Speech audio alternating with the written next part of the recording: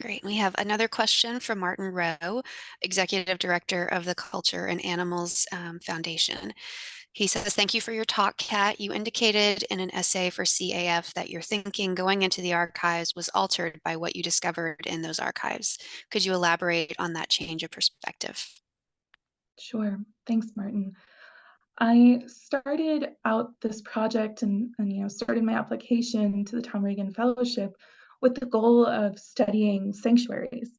And I was interested particularly in the longer history of sanctuaries, which I think are often kind of conceived of as a contemporary phenomenon, but they're not. They're really old, and there's been like no kill shelters that didn't call themselves such, and sort of rural retreats for various kinds of animals going back to the late 19th, early 20th century.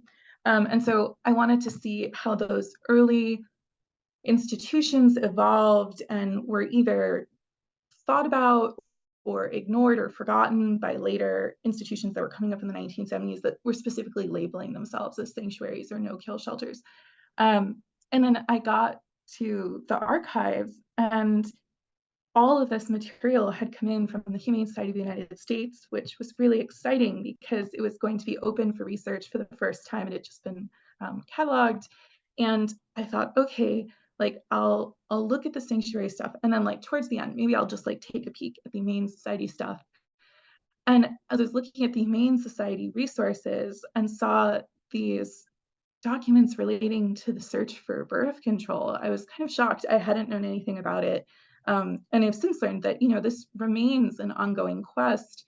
There's still a large prize, Michelson Foundation, for someone who can invent a birth control method that's an alternative to sterilization procedure, that's surgical, and so it's still something of holy grail. But at the time, it was shocking to me because I just didn't realize that humane societies at all were investing money in these experiments.